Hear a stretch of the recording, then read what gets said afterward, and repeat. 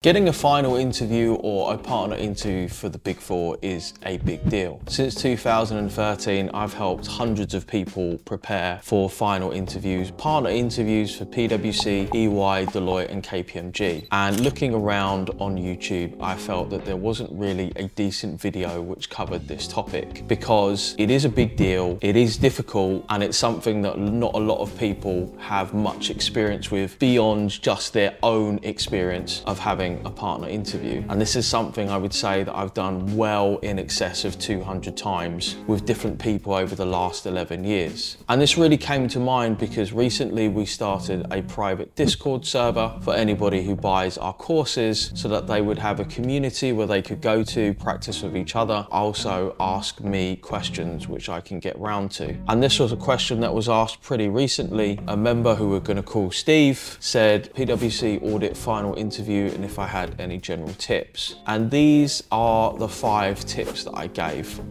Number 1 is commercial awareness. Now, very often I will see people fail, and it takes me all the way back to 2014 when I had a young woman who was going for a PwC final interview, and she didn't have the commercial awareness to back up her knowledge of the role. She was asked some very basic questions around audit, around what an auditor does, around what interested her about audit, and she just didn't have a sufficient answer, and she failed the interview. And she was absolutely devastated. But if you think about it from the company's point of view, audit is really quite a difficult profession and it's highly technical. The ACAs are very difficult to pass.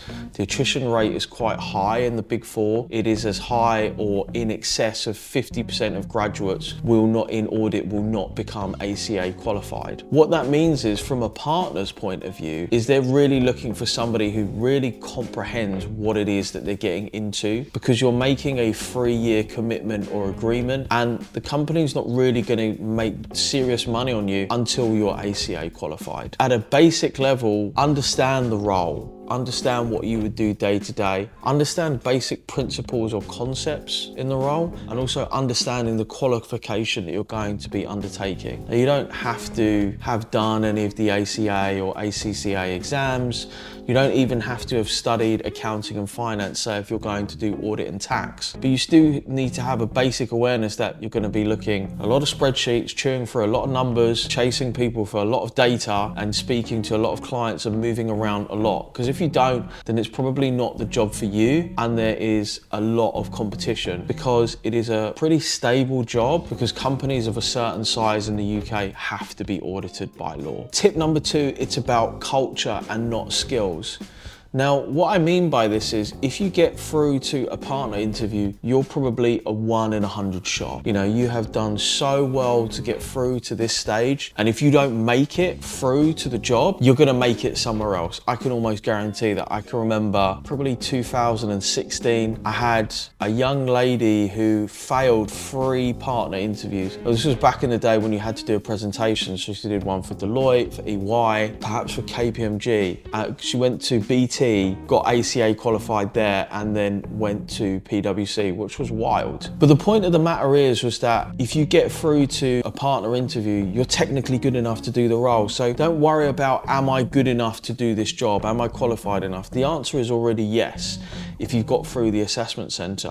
What the partner is really looking for is, are you our type of person? Are you somebody that could fit in? They're really sort of trying to understand things through their values, and also just understanding the news that company shares. Something that I often try to get people to do is say, look, what is that company excited about? What is the information that they are pushing? What is something that their colleagues have done recently that they're advocating through their own news network, or that you can find through the Google News tab? How can you relate this back to yourself and really show that you're a team player? You know, that's kind of what it's about. To be successful in a corporate function is about being a team player. It's about giving more of yourself than you expect to receive. receive. Tip number 3 is having a good personal introduction. Now, partners by their very nature earn in excess of $1 million a year, which means they have serious billables, and the time that they spend with you, whether that be 20 minutes, 40 minutes, an hour, 2 hours, is time that they could be spending fixing problems. Their very nature as somebody who has risen pretty much to the top of the corporate food chain is that they are elite level fixers and very good at selling stuff. That's how they got there. A big thing that's going to be going through their mind is, oh my God, I hope this person isn't completely useless and it isn't a huge waste of my time, because there's 100 other things that I could be doing and that could be earning money, earning our team money, or helping our clients. A way to assuage somebody's objections is to make a strong start. And the strong start is really the personal introduction. One thing that I like to do with people is just walk through what's going to happen. So you're going to go to a corporate office, you're going to be asked to sit somewhere by a receptionist, and then only that receptionist is going to come and get you. Maybe the partner comes and gets you themselves, but seems unlikely. So that receptionist goes and gets you, maybe takes you somewhere in the building, and then maybe another receptionist takes you somewhere else, and then finally you come to a room where the partner is. Maybe it's a conference room, a small meeting room, perhaps their office, though again, seems unlikely. This is a hypothetical, bear in mind. So you're meeting the partner pretty much, there and then. They're probably on their phone, they're trying to do something. They'll be like, hi, Steve, it's great to meet you. Please come and have a seat. And say,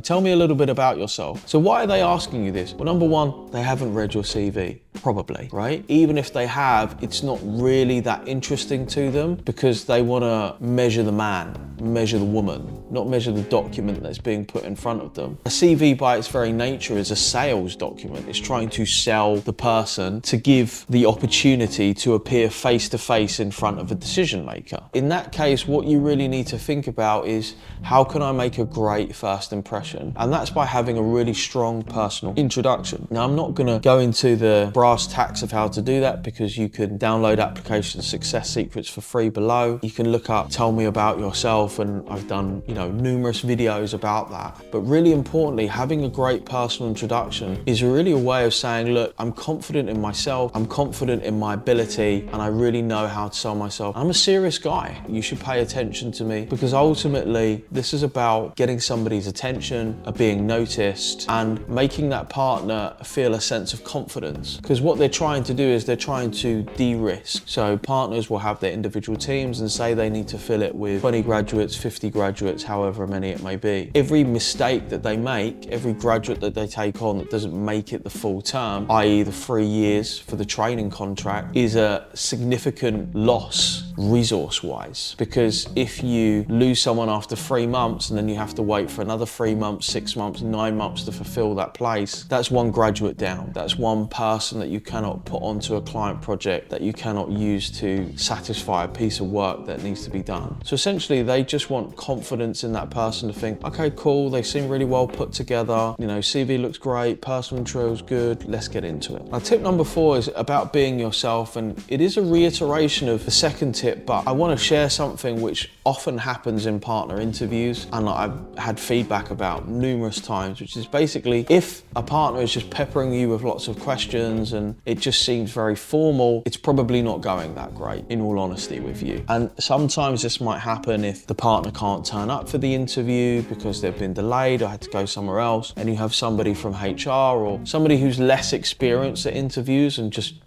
essentially wants to do it by the book. But most of the time, partners are, not most of the time, all the time, partners are people just like you and me, right? And what that means is, and I definitely feel this way as an owner that hires people, I want to have a conversation with you. So we get through all the, tell me about yourself, why are you here, why do you want to do this job, do you really know what the job entails? Once I kind of feel like, oh, okay, they know what they're doing, then really what I want to get into is just to have a conversation with you, just to get to know you a little bit better. So as soon as the interview starts to go that way, it's like, oh, so you went to Warwick, I went to Warwick, and so you like snowboarding, what's that like? I'm not a very good skier, but I do like to watch it. When that happens, don't freeze up. That is really a green light to go, hey, it's going well, I want to get to know you a little bit better. You know, it's kind of like going on a date, right? If it's just sort of like dinner, bill, done, see you later, not so good. But if it's like, yeah, so tell me, you know, so where have you come from? What are you going to be doing later? What are you doing tomorrow? When somebody is starting to get to know you a little bit better, they're interested for whatever reason that may be. But in this particular context, it's because the partner sort of feels that you have met their requirements. They're like, oh, okay, cool. You know, Steve seems cool. You know, I want to know a little bit about him. And it's a little bit of light relief for them as well, so that they can kind of go, yeah, Steve seems cool, likes snowboarding, came across well. Yep, let's take him. And my final tip, my fifth tip, will really come as no surprise. Your ability to perform in an interview is strongly determined by the amount that you practice. And there is really no substitute for this. This is something that I've talked about endlessly in numerous videos because it is the unsexy elephant in the room. You know, a lot of people, particularly when I watch careers videos and people who basically are giving careers advice based on the fact that they've gotten a job, and they want to talk about the hack or the secret way, or essentially they're just trying to say, if you were like me and you had exactly my experience, this is what you should do. Well, my experience of careers is that it's very varied. Experiences can be quite different, and roles even within the same company can be, you know, there's different approaches that are needed for that. The way that you will eradicate variability is through practice. Practicing mock interviews, practicing your examples for the stories that you have, just getting in as many reps as possible. And it doesn't have to be a huge amount. I'm talking about 3, 6, 9 mock interviews. Bearing in mind that's 20 minutes each. And for anybody who's listening to that and going, oh my God, like 9 mock interviews, what are you, mad? Your ability to pass this interview will essentially change your life. And I'm saying to you, why don't you put in a couple of hours extra work based over a week or two? That will be the determining factor between success and failure. Now, you can always be unlucky. You might just miss out, or you might go up against candidates that are just a little bit better than you. But the chances are, if you have that attitude of just continuous practice, you're going to get better. Otherwise, if you're trying to wing it, it's not going to work, because people become seriously undone when they were in a strange environment with a question that they don't know and against an opponent that they know is infinitely more skilled than them. You know, going up against a partner, a business owner, director, you know that they're not stupid. You know that they have a reasonable amount of skin in the game, and if you're a graduate, they definitely have more experience than you. So therefore, the way to respect the situation and respect your opponent is to practice. And I'm confident if you do all of these 5 things, you will massively increase your chance of success. Guys, if you enjoyed this video, please let me know. Please do me a favor, subscribe to the channel, like the video, drop me a comment down below. Let me know if you've got any tips that you want to share, if you've got a partner interview coming up, or if there's something that I've missed and that you want to correct me on. Bye.